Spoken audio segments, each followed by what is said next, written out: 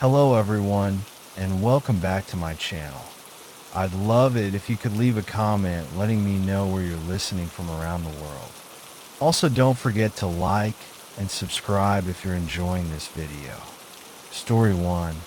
I've gone camping dozens of times in my life, but after what happened last year, I'll never go alone again. It wasn't supposed to be a big deal. Just a solo weekend out in the wilderness, a little escape from the world. I picked a spot deep in the forest, far from the main trails, just the way I liked it. The first day was perfect. Fishing by the lake, cooking over the fire, stretching out in the quiet. I hadn't seen another person all day. That's what I wanted. That night, as I sat by the fire, I heard something odd whistling. It wasn't the wind through the trees. It wasn't a bird. It was human. A slow, deliberate tune, rising and falling in the darkness. I turned my head toward the sound, straining my ears. It was distant, somewhere past the tree line, but definitely there. I called out. The whistling stopped. Silence swallowed the woods. The fire crackled, and my own breath sounded too loud in my ears. Probably another camper, I told myself. Someone out for a nighttime walk, maybe. No big deal. Still, something about it sat wrong with me. I brushed it off and crawled into my tent, zipping it tight. I lay there for a long time listening. The forest was still. No crickets. No rustling leaves. Just an unnatural silence pressing in on all sides. Eventually, exhaustion won. I drifted off. Then, at around 2 a.m., I woke up. I didn't know why at first. Just that feeling, like something had pulled me from sleep. My skin prickled with unease. Then I heard it again. The same slow, eerie whistle. But this time it was closer, right outside my tent. I froze, my body tensed, every nerve screaming at me to stay silent. Who the hell was out here? The whistling stopped, and then, beneath the thin nylon of my tent, I heard something dragging through the dirt. A long, scraping noise. It circled me once, twice, slow and deliberate. I clenched my fists, my breath shallow. My knife was next to my sleeping bag. I gripped it, holding it tight. I wanted to believe it was an animal, but deep down I knew better. Then, in the dead silence, a voice whispered through the tent fabric. You picked the wrong spot. My heart stopped. The voice was right next to my ear, inches away.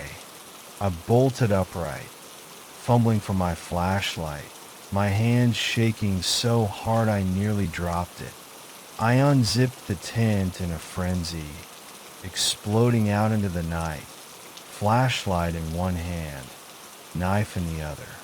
Nothing. The trees swayed gently in the wind.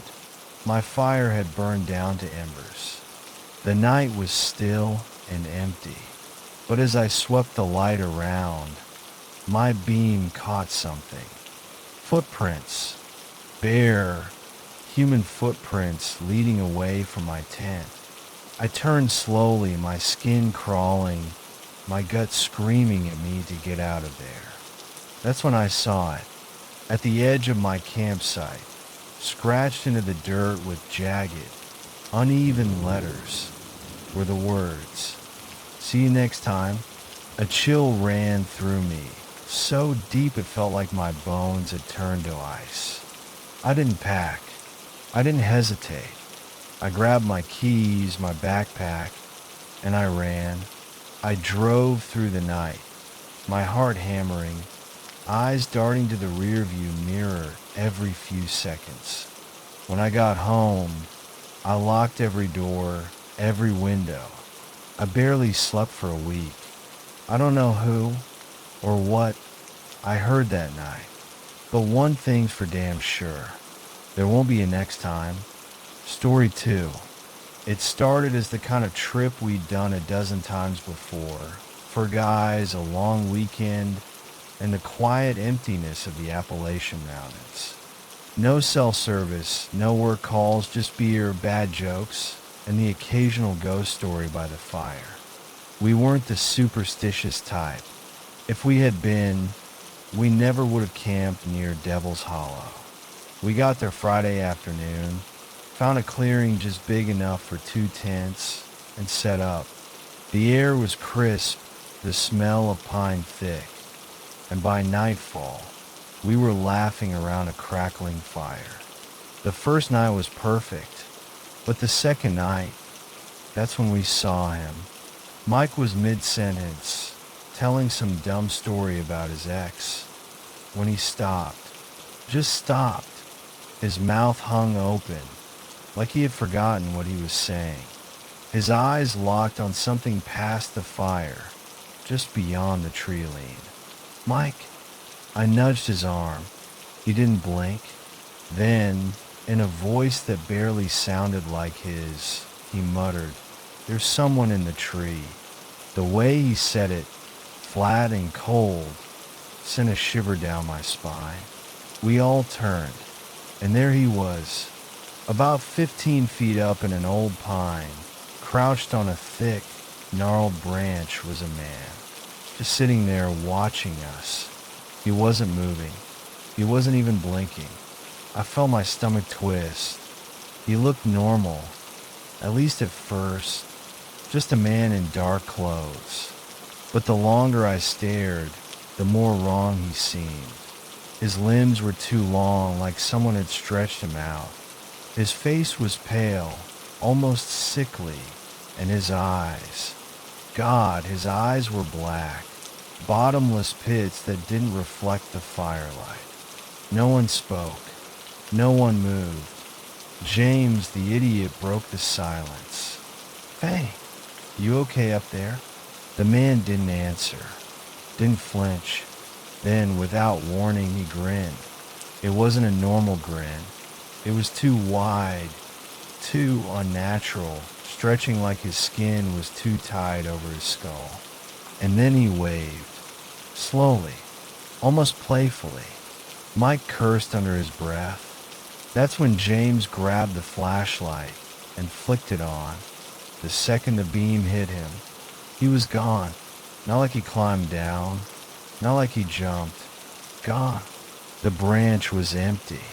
The whole tree was empty. No rustling, no breaking branches, no sound at all. Just an empty space where a man had been a second before. For a long time, none of us said anything. Then I muttered, "Did we all just see that?" Nobody answered. We barely slept. Every twig snapped. Every rustle of the wind made our hearts pound. But the night passed, and by morning, it almost felt stupid. Almost. We packed up without saying much.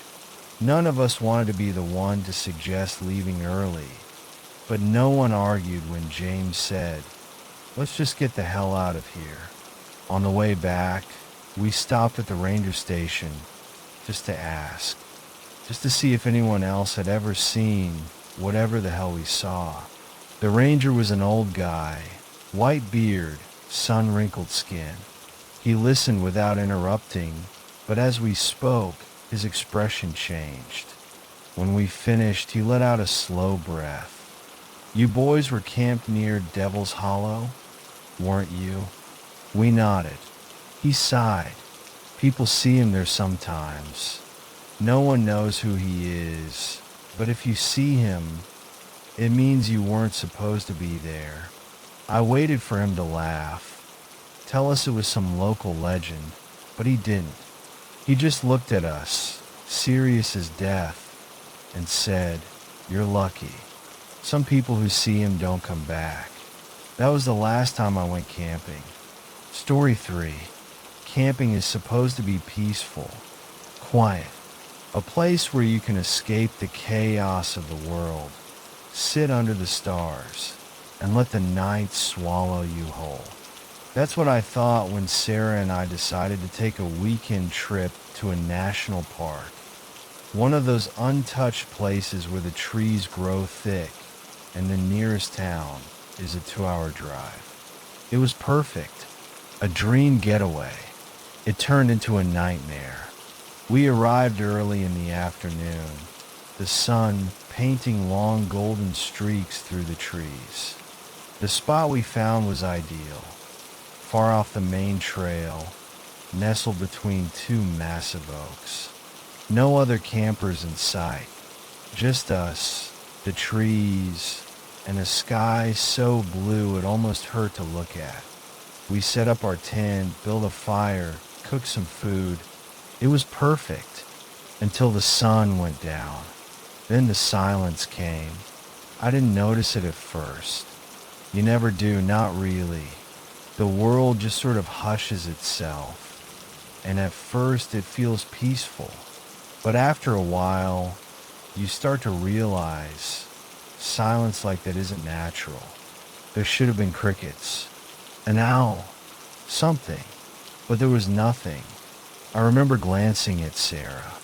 She was staring at the fire, arms wrapped around her knees, the flickering light making her face look strange, almost hollow. "Do you hear that?" she asked. I listened. "I don't hear anything." "Exactly." We laughed it off. Probably just our imaginations. But deep down, I knew something wasn't right. The first sound came around midnight. A single footstep. Not the snap of a twig, not the rustle of leaves. A footstep. Slow. Deliberate. Close. Sarah stiffened beside me. We were still awake, lying in the tent, talking in hushed voices. But now, we were dead silent. Another step, then another, circling. My mind raced. A bear? A coyote? But no, this was different. It sounded human. Sarah gripped my wrist. "What is that?" she whispered. I swallowed, trying to steady my breathing. "I don't know." Then we heard it. A breath. Low. Raspy. Just inches away. Right outside the tent. A chill crawled up my spine. I reached for the flashlight, my fingers shaking. I wanted to unzip the tent just a little, just enough to see, but every instinct in my body screamed, "Don't." I did it anyway. The zipper sounded deafening in the silence. I pushed the flap open just an inch and shone the light outside. Nothing. The woods were empty. The fire had burned down to embers, casting a dull orange glow. The trees stood still, dark shapes against the sky. But we both knew we weren't alone. I zipped the tent back up and held Sarah close. We didn't sleep much after that. Every little sound sent my heart pounding against my ribs. But the footsteps didn't return. The breathing had stopped. By morning, everything felt normal again. Almost. Sarah was the one who saw it first.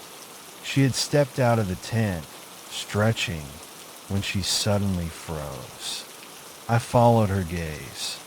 There on the back of the tent was a handprint. It was large, smudged, as if someone had pressed their palm hard against the fabric in the night. A cold wave of nausea rolled through me. "That wasn't there before," Sarah whispered. I ran my hand over it. The print was on the outside, but when I touched the fabric, the inside was wet, not damp from dew. This was different. It felt sticky. Sarah looked at me, her face pale. "We need to leave. Now."